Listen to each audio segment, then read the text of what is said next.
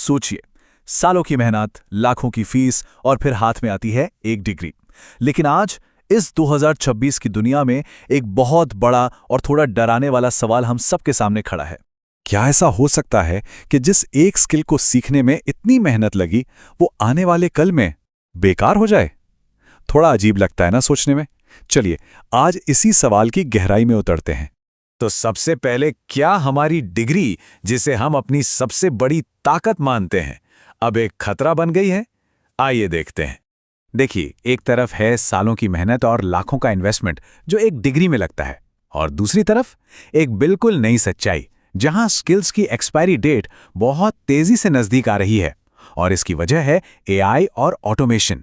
ये अब कोई भविष्य की बात नहीं रही, ये आज की हकीकत है जो जॉब मार्केट को पूरी तरह से हिला रही है। आप सोचिए, जो काम पहले एक पूरी टीम मिलकर करती थी, अब एक सिंगल एल्गोरिदम उसे पलक झपकते ही कर देता है।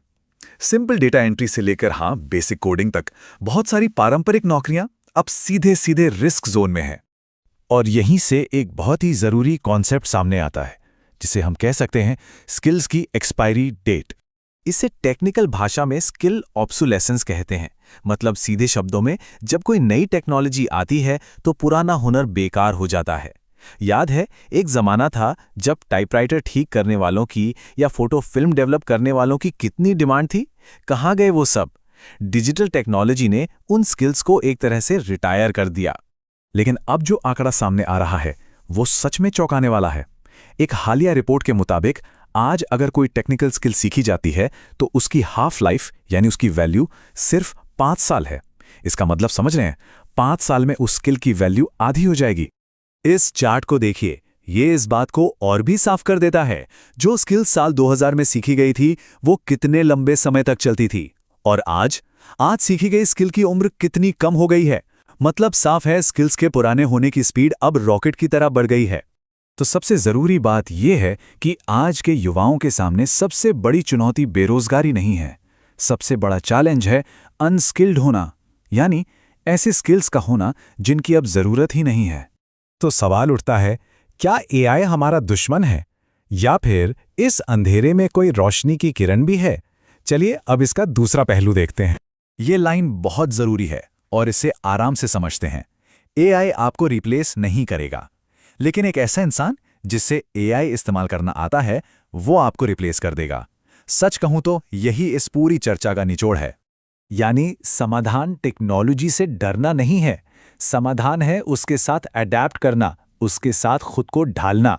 इसे एक खतरे की तरह नहीं, बल्कि एक पावरफुल टूल की तरह देखना होगा। तो ठीक है, अब जब हमें पता है कि ये एक नई रेस है, तो इसमें आगे रहने के लिए एक नई सोच की जरूरत पड़ेगी, है ना? और इसके लिए 2 रास्ते बिल्कुल साफ हैं। पहला, रीस्किल, मतलब पूरी तरह से नई स्किल्स सीखना।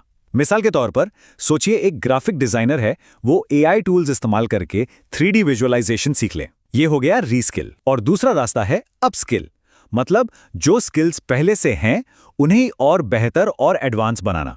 और हाँ, एक और चीज, इस एआई के दौर में कुछ ऐसी इंसानी स्किल्स हैं जिनकी वैल्यू कम होने के बजाय और बढ़ गई है। जैसे क्रिटिकल थिंकिंग, यानी गहराई से सोचने की काबिलियत, क्रिएटिविटी, कुछ नया सोचने की शक्ति, और सबसे जरूरी एआई कोलैबोरेशन, यानी एआई के साथ मिलकर काम करने का हुनर। तो ये बात हमेशा याद रखनी होगी कि डिग्री फिनिश लाइन नहीं है, वो तो बस एक स्टार्टिंग लाइन है। असली रेस तो अब शुरू हुई है। इस रेस में आगे रहने का एक ही मंत्र है, हमेशा सीखते रहना, हमेशा ग्रो करते रहना, क्योंकि इस नई दौड़ में जीतेगा वही जो सीखता रहेगा। वक्त बहुत तेजी से बदल रहा है। आखिरी सवाल बस इतना है, क्या हम उसके साथ बदल रहे हैं?